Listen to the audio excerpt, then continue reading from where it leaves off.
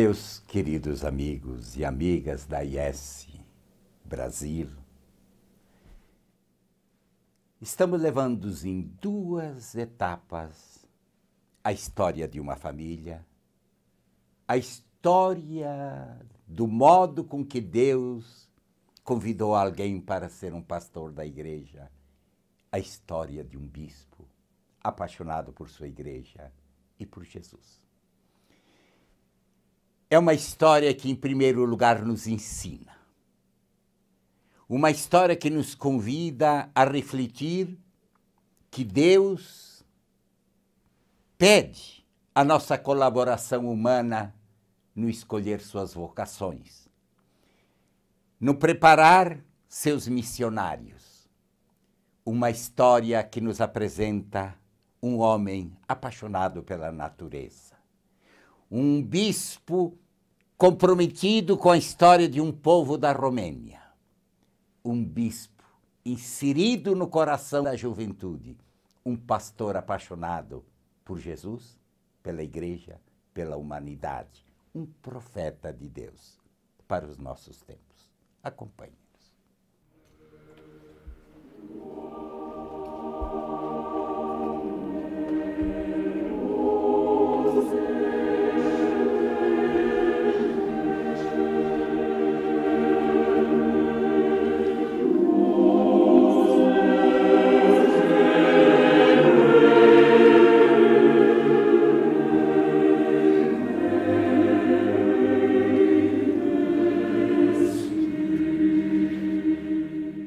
Há uma certa tendência para uma vida fácil. Se contemplar as montanhas do conforto de uma poltrona, você consegue ver do mesmo jeito. Mesmo assim, as montanhas devem ser descobertas a pé. Você precisa tocar nelas com as suas mãos. Só assim, vai poder começar a compreender a natureza das montanhas. O próprio esforço de escalar uma montanha disciplina o espírito, revela limitações que deveríamos saber.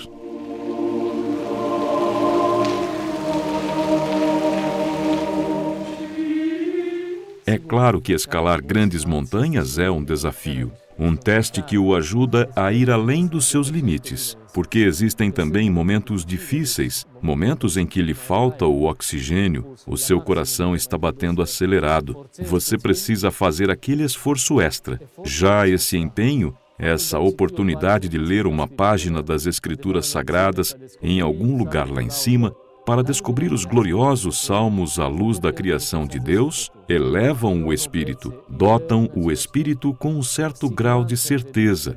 Deus está presente aqui, nesta criação, que Ele deu início. Nós, humanos, seríamos incapazes de criar algo semelhante.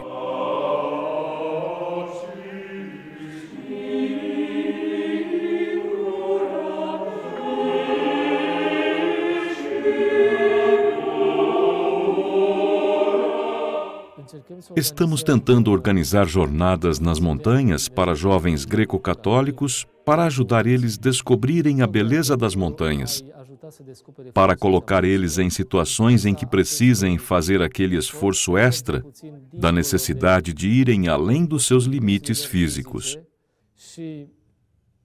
O resultado é intenso. Os jovens dizem que querem voltar, que vão escalar as montanhas de novo.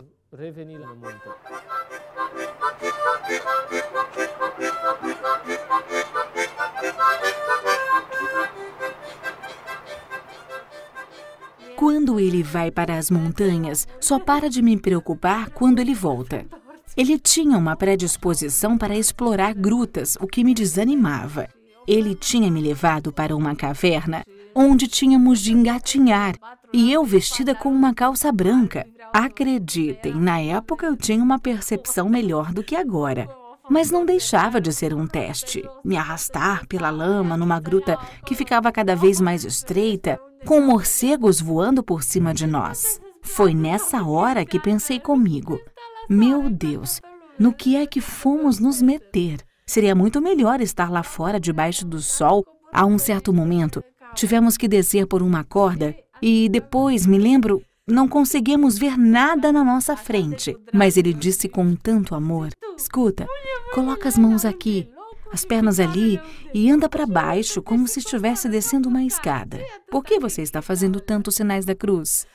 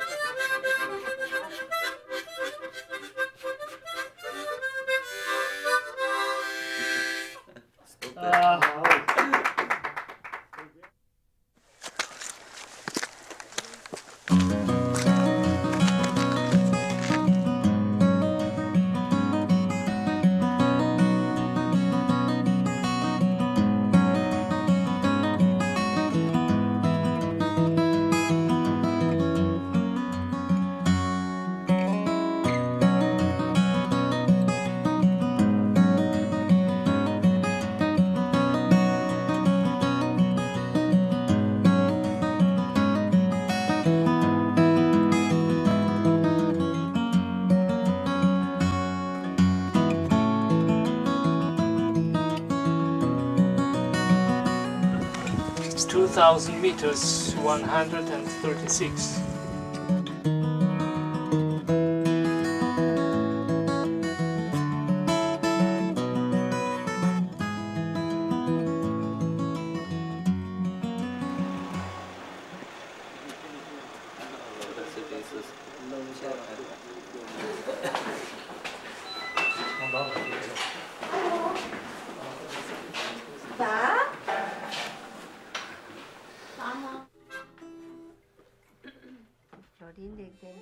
O Florim nunca foi tímido. Quando nós recebíamos visitas, ele se aproximava imediatamente e revistava os bolsos deles. Todo mundo gostava dele.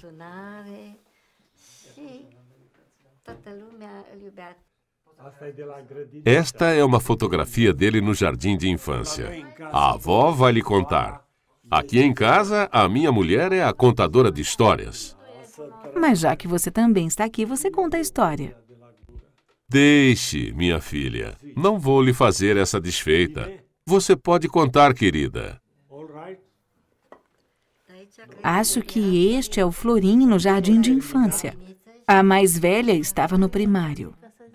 Fala mais alto, querida. Assim, nem eu consigo lhe ouvir. Aqui vemos o Florim em 1964. Ele nasceu em 59, por isso aqui tinha 5 anos. Mãe, as datas aqui não são relevantes. O seu irmão é um ano mais velho, por isso a diferença entre eles é só de 1 ano. 1 ano e meio. Sim. Ele estava praticamente saindo do jardim de infância e começando o primário. Por isso, tirei esta fotografia comemorativa dos dois.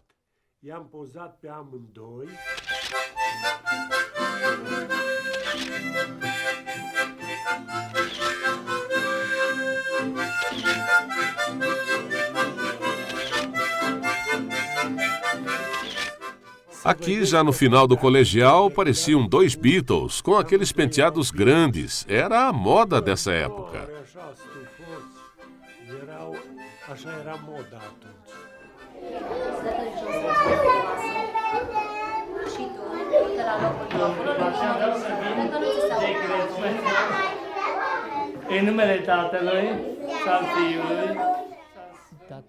O meu pai vem de uma família greco-católica, enquanto a minha mãe vem de uma família católica romana. Como crianças, fomos educados mais na Igreja Católica Romana. É claro, porque a Igreja Greco-Católica não existia naquela época. Daí termos feito a catequese, a primeira comunhão e até a crisma em Iasi, na Moldávia, pois éramos menos conhecidos lá.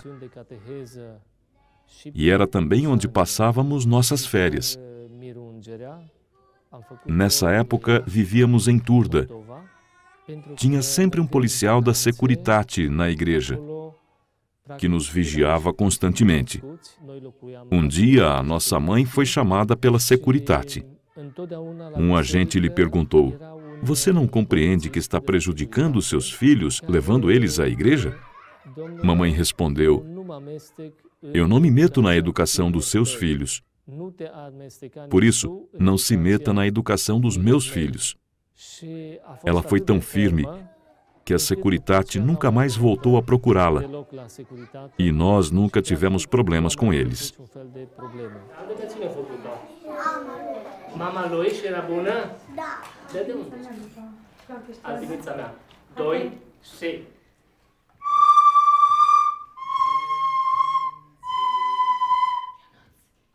Mas eu cresci e a minha cabeça estava, o que eu poderia dizer, ocupada com muitas ideias. Por isso, durante 2 anos, eu apenas ia à igreja nos dias de celebrações importantes. Mas depois voltei à igreja assim que terminei os meus estudos.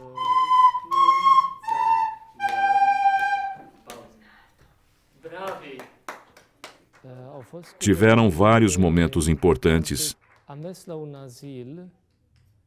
Numa ocasião, fui para um lar de idoso que, entre outros, hospedava pessoas com deficiência visual.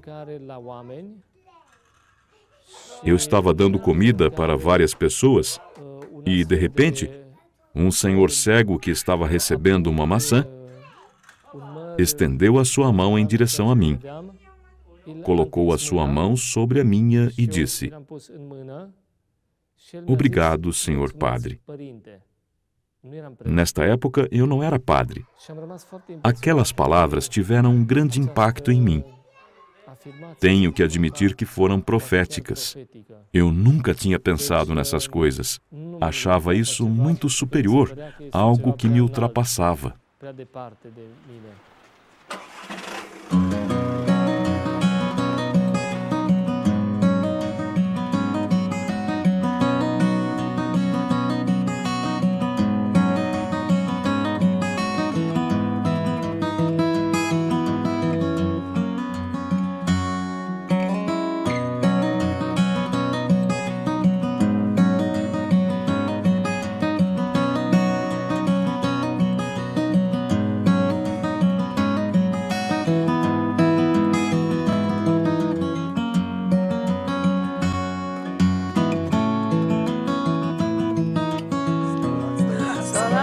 Niechaj żyje nam 100 lat, 100 lat, 100 lat, 100 lat, niechaj żyje nam.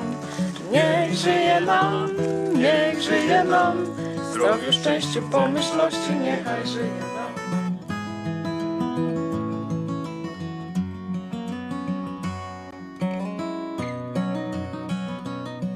Sabe como era? Ele sempre teve o hábito de atrair problemas, por assim dizer, mais místicos, mais orientais, como o yoga.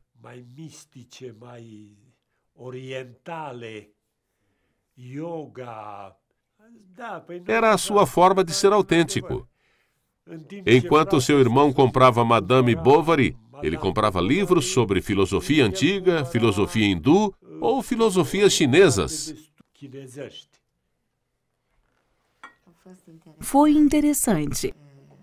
Era Pentecostes e nós estávamos assistindo à missa nos Escolápios.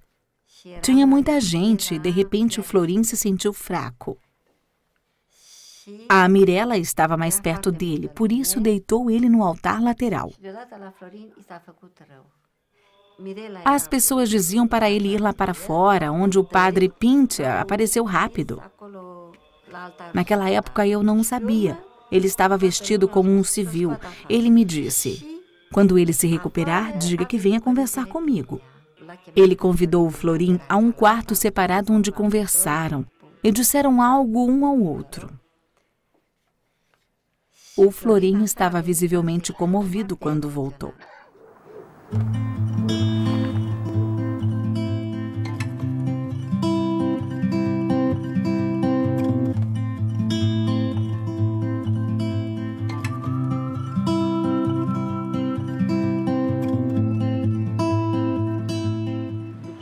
E depois disso ele tornou-se padre. Seja mais conciso ao falar. Foi ordenado padre na praça principal, perto do monumento de Matei Corvin. Quando todo mundo saiu, nós ficamos sós. O Florim, o meu marido e eu. O meu marido disse: "Você é um padre, não acredito." Depois o Florim olhou para o meu marido e respondeu: "Para dizer a verdade, pai, nem eu." Depois o padre Pincha organizou uma excursão para Roma. Ele disse: "Este jovem tem que ir para lá estudar com seriedade, porque um dia vai se tornar bispo." Ao que eu disse: "Senhor padre, por que é que você diz isso? Está fora de questão. Numa multidão com pessoas tão inteligentes, ele não é tão religioso." "Não," ele disse, "escute o que eu lhe digo. Você vai ver que as minhas palavras serão cumpridas. Ele vai se tornar bispo."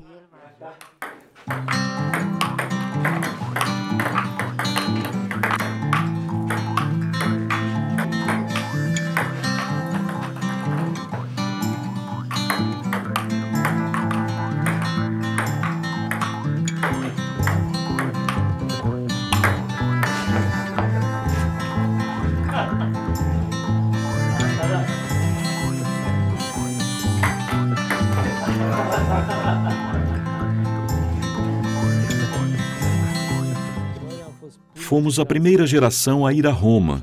Em 2 anos, tirei o bacharelado em teologia bíblica. Me lembro do meu primeiro encontro com o Santo Padre. Os nossos bispos chegaram numa visita e foi organizada uma audiência pontifícia com o Papa. Todos os seminaristas estudantes em Roma dessa época também foram convidados. Quando o Santo Padre se aproximou de mim e eu olhei para ele, não consegui falar. Não disse uma única palavra. O meu arcebispo metropolitano sussurrou: "Diga de onde você é, quem você é e o que você está fazendo." Não saía nada. Continuei bloqueado e sem palavras. Não sei, acho que por este ter sido o meu primeiro encontro com o Papa em pessoa, direto, mas também tinha alguma coisa na forma como ele me olhava e me tranquilizava. Foi um momento belo e comovente.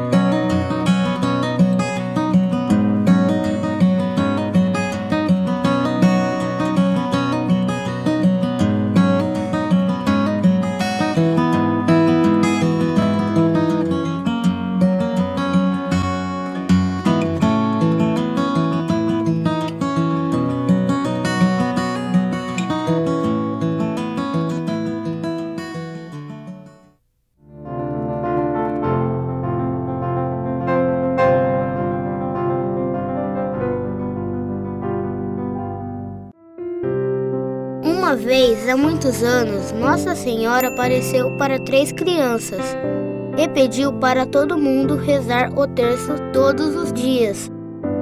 Ela disse que assim podemos conseguir uma coisa muito importante para o mundo: a paz. A Ajuda à Igreja que Sofre quer ajudar Nossa Senhora, ensinando as crianças do Brasil a rezarem o terço com o livro Vem Rezar Comigo. Esse livro ensina tudo. A cada mistério que nós rezamos, aprendemos mais um pouquinho da vida de Jesus e Maria. Ligue agora para 0800 77 099 27 ou acesse o site www.ais.org.br e presenteie as crianças com o livro Vem Rezar Comigo. Adquirindo o livro, você ainda recebe um terço missionário. Vem rezar comigo.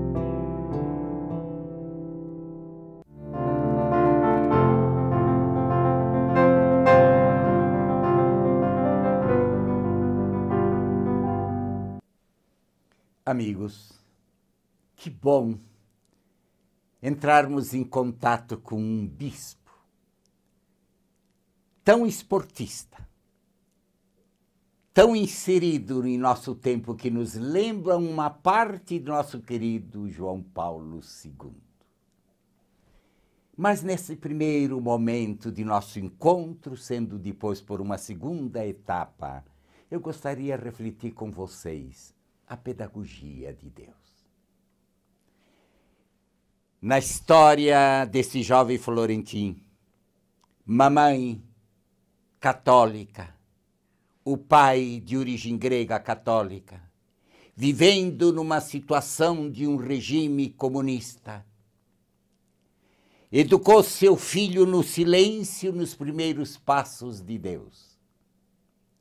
E Florentin, como um jovem comum de todos os tempos, bebeu o ensinamento de sua mamãe na sua infância.